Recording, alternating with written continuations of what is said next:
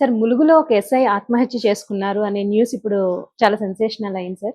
అయితే ఏంటంటే అది నక్సలైట్ల ఎన్కౌంటర్ వల్ల ఆత్మహత్య చేసుకున్నారని కొంతమంది, లేదు ప్రేమ విఫలం అవ్వడం వల్ల ఆత్మహత్య చేసుకున్నారని ఇలా రకరకాల న్యూస్ వినిపిస్తున్నాయి. అసలు ఆయన ఎందుకు ఆత్మహత్య చేసుకున్నారు అంటే? మనకి కంప్లీట్ డీటెయిల్స్ ఇప్పటివరకు రాలేదు. ఎందుకంటే పోలీసులు అఫీషియల్‌గా డీటెయిల్‌గా ప్రెస్ మీట్ పెట్టి ఏం జరిగిందో చెప్పలేదు. బట్ దీని మీద కొన్ని రకాల కథనాలు వస్తున్నాయి. ఆ కథనాలు ఏంటి? ఎందుకు ఆత్మహత్య చేసుకున్నాడు? ఇప్పటివరకు మనకున్న సమాచారం ఏంటి? దీన్ని బేస్ చేసుకొని మనం విశ్లేషించుకుందాం. యాక్చువల్‌గా ఏం జరిగిందంటే మొన్న సండే మార్నింగు ఎస్ఐ ఈయన పేరు రుద్రారపు హరీష్ ఈయన పేరు. ఈయన ములుగు జిల్లాలో వాజేడు పోలీస్ స్టేషన్లో ఎస్ఐగా చేస్తున్నాడు. ఈయన ఒక అమ్మాయిని తీసుకొని కారులో సండే మార్నింగు ఫెరిదో రిసార్ట్స్ అని అక్కడ గోదావరి పూసూరు గోదావరి బ్రిడ్జ్ దగ్గర ఫెరిదో రిసార్ట్స్ అని ఉన్నాయి. ఆ రిసార్ట్కి ఈవినింగ్ 7కి అమ్మాయిని తీసుకొని ఆ రిసార్ట్స్కి వెళ్ళాడు. అక్కడ రూమ్ బుక్ చేసుకున్నాడు. ఆ తర్వాత కూడా మార్నింగ్ ఏదో బయటకు వెళ్ళి వచ్చాడు. దాని తర్వాత తలుపులు తీయలేదు, తలుపులు కొట్టినా కూడా తీయలేదు. పోలీసులకి ఇన్ఫార్మ్ చేశారు. పోలీసులు వచ్చి చూస్తే లోపల రక్తపు మడుగులో ఆయన పడి ఉన్నాడు. ఆయన దగ్గర ఉన్న సర్వీస్ రివాల్వర్తో కాల్చుకున్నట్టుగా తెలిసింది. బెడ్ అంతా బ్లడ్ ఉంది. సో దీని మీద ఇప్పుడు విచారణ జరిపారు. ఎవరు ఈ రాజేష్, ఎవరు హరీష్, ఎవరు ఈ హరీష్, ఎస్ఐ హరీష్ చనిపోవడానికి ఏం కారణాలు అన్నప్పుడు రకరకాల కథనాలు వచ్చాయి. ఒకటి ఏంటంటే ఇదే పోలీస్ స్టేషన్ పరిధిలో మావోయిస్టులు ఒక 1 వీక్ బ్యాక్ ఒక ఇద్దరు ఇన్ఫార్మర్ని చంపారు. ఆ ఇన్ఫార్మర్ని, వాళ్ళు కూడా గిరిజనులు, ఇన్ఫార్మర్ని చంపిన దానికి సంబంధించి ఈయన మీద ఉన్నతాధికారులు ప్రెజర్ వచ్చిందని ఈ ఎస్ఐ మీద, హరీష్ మీద. అంటే మావోయిస్టులను పట్టుకోవడంలో, ఇన్ఫార్మర్ని చంపకుండా ఆపడంలో ఇతని ఫెయిల్యూర్ అయ్యాడని ప్రెజర్ వచ్చిందనేది ఒక విషయం. దాని తర్వాత ఈయన ఎప్పుడైతే వెళ్ళాడో అదే రోజు మావోయిస్టులు 7 మంది ఎన్కౌంటర్ జరిగి చనిపోయారు ములుగు జిల్లాలో. సో ఆ ఎన్కౌంటర్ వల్ల ఈయన మనస్తాపం చెంది చనిపోయాడు అనేది ఒక వెర్షన్ ఫస్ట్లో వచ్చింది. ఆ ఎన్కౌంటర్ పట్ల ఈయన మనస్తాపం చెందాడు. దాన్ని ఎక్స్ప్లెయిన్ చేయట్లే, ఎందుకు మనస్తాపం చెందాడు, ఈయన ఏమన్నా మావోయిస్టులకు ప్రోగా ఉన్నాడా? ప్రోగా ఉంటేనే కదా మనస్తాపం. లేకపోతే ఇప్పుడు మావోయిస్టులు బంధువులు కానీ ప్రోగా ఉన్న వాళ్ళు కూడా ఎవరు ఆత్మహత్యలు చేసుకోవచ్చు. మావోయిస్ట్ ఎన్కౌంటర్ ఈయన ఎందుకు చేసుకున్నాడు ఎవరు చెప్పట్లేదు. తర్వాత వేరే కథనాలు బయటకు వచ్చాయి. అదేంటంటే వీళ్ళ ఇంట్లో వాళ్ళకి గొడవలు ఉన్నాయని, దానివల్ల ఆత్మహత్య చేసుకున్నాడని రెండో కథనం వచ్చింది. మూడో కథనం ఇతను ఆత్మహత్య చేసుకోవడానికి ఒక అమ్మాయే కారణం అని మూడో కథనం వచ్చింది. ఈ కొద్దిగా ఆధారాలను పరిశీలిస్తే ఈ మూడో కథనం కొద్దిగా వాస్తవానికి దగ్గరగా ఉంది. ఎందుకంటే సీసీటీవీ ఫుటేజ్లో ఆయన డెడ్ బాడీ మీద ఒక అమ్మాయి పడుకొని ఏడుస్తూ ఉంది. ఆ విజువల్ బయటకు వచ్చింది. రెండోది ఈయన అమ్మాయిని తీసుకొని వెళ్ళాడు, బుక్ చేశాడు రూమ్. అమ్మాయి అతనితో ఉంది. సో దీన్ని బేస్ చేసుకొని విచారిస్తే ఈ సోషల్ మీడియాలో ఒక అమ్మాయి పరిచయం అయింది. ఆ అమ్మాయితో ఇతనికి స్నేహం మొదలైంది.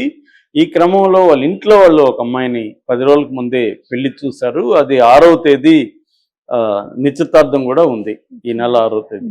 ఈ క్రమంలో ఈ అమ్మాయి ఇతన్ని హరాస్ చేయడం మొదలుపెట్టింది. నువ్వు కానీ అమ్మాయిని పెళ్లి చేసుకుంటే నేను నీది బయట పెడతాను అని వేధించడం మొదలుపెట్టింది. సో దాంతో ఆ అమ్మాయితో మాట్లాడడానికే ఈయన బుక్ చేసుకున్నాడు రూము. మాట్లాడి సమస్య సాల్వ్ చేసుకుందాం అనేది ఆయన ప్లాన్. కానీ ఈ అమ్మాయి ఒప్పుకోలేదు. ఒప్పుకోకుండా బెదిరించడం మొదలు పెడితే వీరిద్దరి మధ్య హీటెడ్ ఆర్గ్యుమెంట్ జరిగింది. ఆ హీటెడ్ ఆర్గ్యుమెంట్లో ఈయన స్పర్ ఆఫ్ ద మూమెంట్లో గన్ను తీసుకొని కాల్చుకునేసాడు అనేది కథనం ఇప్పుడు లేటెస్ట్గా. ఇది కొద్దిగా వాస్తవానికి దగ్గరగా అనిపిస్తుంది. ఎందుకంటే ఆ అమ్మాయి రావడం, అమ్మాయి శవం మీద పడి ఏడుస్తుండడం అనేది. ఇప్పుడు ఆ అమ్మాయిని కూడా అదుపులోకి తీసుకున్నారని చెప్తున్నారు. అంటే ఇది పోలీస్ డిపార్ట్మెంట్ వ్యవహారం కాబట్టి మామూలుగా వేరే వాళ్ళదైతే ఈ పార్టీకి పోలీసులు అఫీషియల్గా కథనం చెప్పేసేవాళ్ళు. పోలీసుల డిపార్ట్మెంట్ వ్యవహారం కాబట్టి కొద్దిగా ఆచితూచి వ్యవహరించాల్సి ఉంటుంది. ఇందులో మావోయిస్ట్ కోణం కూడా ఉందా అనేది కూడా వాళ్ళు ఇప్పుడు, ఎందుకంటే పోలీసులు అనేవాళ్ళు మామూలుగా ఇన్వెస్టిగేషన్ మెథడ్స్ ఎలా ఉంటుందంటే డౌట్ ఎవ్రీబడి అనేది ఉంటుంది. అంటే ఒకేసారి కన్క్లూజివ్గా కాకుండా కొంత ఓపెన్గా ఉంటారు వాళ్ళు, ముందే క్లోజ్ చేసేయకుండా కేసుని. సో ఒక్కోసారి ఏమంటే డిసెప్టివ్ రీజన్స్ కూడా బయటకు ఉంటాయి. డిసెప్టివ్ రీజన్ కన్విన్సింగ్ గా కూడా ఉండొచ్చు. అంత మాత్రాన అదేనా అనేది వేరే కోణాల్లో కూడా వాళ్ళు ఎక్స్ప్లోర్ చేస్తారు. అందుకని ఇప్పుడు వాళ్ళ ఫోను తర్వాత వీళ్ళిద్దరి మధ్య ఎలాంటి చాటింగ్ జరిగింది, ఇంకా అవసరమైతే ఫోన్ రికార్డ్స్, కాల్ రికార్డ్స్ ఇవన్నీ సంపాదించడం. అట్లాగే వాళ్ళ ఇంట్లో వాళ్ళకి ఏమన్నా విషయాలు తెలుసా, ఈయన ఏమన్నా చెప్పాడా, ఈయన బలవంతంగా వాళ్ళ ఇంట్లో వాళ్ళు ఫోర్స్ చేశారా అమ్మాయిని పెళ్లి చేసుకోమని. ఎందుకంటే కొత్తగా ఇంటి నిర్మాణం కూడా జరుగుతుంది. వీళ్ళ ఊరు కొత్తపల్లి మండలంలో వెంకటేశ్వర్లపల్లి, జయశంకర్ భూపాల్ జిల్లా అన్నమాట. అక్కడ కొత్త హౌస్ కూడా వీళ్ళది కన్స్ట్రక్ట్ అవుతుంది. అంటే ఒక పక్క పెళ్లి లోపల హౌస్ ని ముగిద్దాం అన్న ప్లాన్ లో జరుగుతుంది. సో అంటే కొత్త పెళ్లి చేసుకుని కొత్త ఇల్లు నిర్మాణం ఇలాంటి ఒక దశలో ఈయన మామూలుగా అయితే ఆత్మహత్య చేసుకునే పరిస్థితి లేదు. సో ఈ అమ్మాయి ప్రెజర్ వల్లనే ఆయన ఆత్మహత్య చేసుకున్నాడు అనేది కన్విన్సింగ్ గా ఉంది. లేదు పోలీసులు ఏమన్నా దాచిపెట్టి అసలు విషయాన్ని ఈ అమ్మాయితో లింక్ చేసి ఇచ్చేస్తున్నారా, పోలీసుల ప్రెజర్ వల్లే, అధికారుల ప్రెజర్ వల్లే ఆత్మహత్యలు చాలా కూడా జరుగుతున్నాయి. అధికారుల ప్రెజర్ వల్ల కూడా ఆత్మహత్యలు చేసుకునే సంఘటనలు ఉంటాయి. ఏదేమైనా కన్క్లూజివ్ ఎవిడెన్స్ అనేది ఇప్పటి వరకు దీంట్లో వచ్చినట్టుగా లేదు. కన్క్లూజివ్ ఎవిడెన్స్ వచ్చినాక పోలీసుల ఇది వస్తుంది. అట్లాగే దానికి ఒకవేళ ఏమన్నా తల్లిదండ్రులు, బంధువులు లేదు ఇది ప్రెజర్ వల్లే అయిందని చెప్పడానికి వాళ్ళ దగ్గర కూడా ఆధారాలు ఉండాలి. ఎందుకంటే ఇతనేమన్నా తన ప్రెజర్ వాళ్ళ ఇంట్లో ఎవరితోనో షేర్ చేసుకుంటాడు కదా, నాకు ఇట్లా అధికారులతో ప్రెజర్ ఉంది. జనరల్ గా ప్రెజర్ ఉంటుంది. ఎందుకంటే ఒక మావోయిస్టులు మళ్ళీ తెలంగాణలో ఎంటర్ అయ్యి ఒక ఇద్దరు ఇన్ఫార్మర్ని పేరుతో గిరిజనులు చంపారంటే ఖచ్చితంగా ప్రజాప్రతినిధులు అందరూ కూడా పోలీసుల మీదనిగా మీరు ఫెయిల్యూరు, మీ వల్ల ఇలాగ జరిగింది, రేపు పొద్దున వాళ్ళు ఇక్కడ బలపడితే మాకు ఇబ్బంది, ఇవన్నీ ప్రెజర్స్ అనేవి ముఖ్యంగా మావోయిస్ట్ ఏరియాల్లో పోలీసుల మీద తీవ్రమైన ఒత్తిడి అన్ని వైపుల నుంచి ఉంటుంది అన్నమాట. ఒక పక్క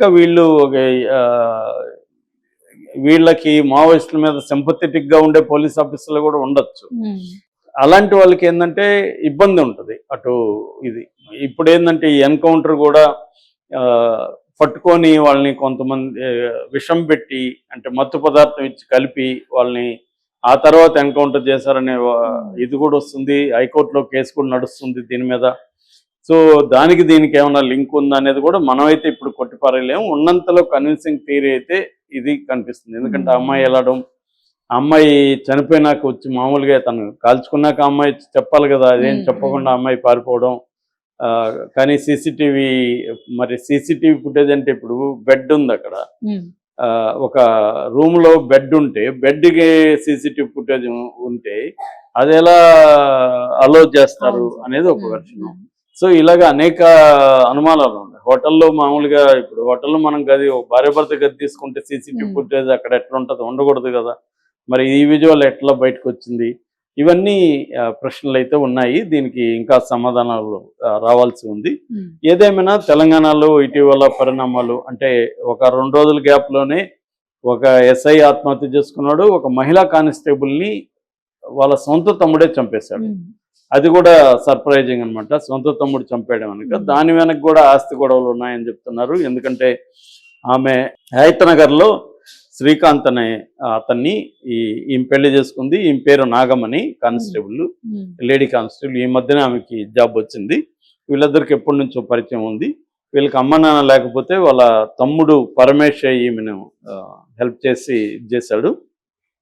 అయితే ఈమెకు వారసత్వంగా వచ్చిన ఆస్తిని తమ్ముడికి ఇచ్చేసింది. ఈ లోపల ఆమె పెళ్లి, అంతకుముందు ఒక పెళ్లి జరిగింది ఆమెకి, ఆ పెళ్లి విడాకులైంది. ఈ సందర్భంగా ఆమె మన వారసత్వ ఆస్తిని తమ్ముడికి ఇచ్చేసింది. ఇప్పుడు 2వ వ్యక్తిని పెళ్లి చేసుకునింది. ఈ మధ్యన వాళ్ళు హైతనగర్లో కాపురం పెట్టాడు. ఇప్పుడేమో ఆమె నా ఆస్తి నాకు కావాలి, నా వాటా కావాలని తమ్ముడిని ప్రెజర్ చేస్తుంది. అందుకని తమ్ముడు చంపేశాడని ఒక వార్త వస్తుంది. ఏదేమైనా మహిళా కానిస్టేబుల్ ఆత్మహత్య, ఎస్ఐ హరీష్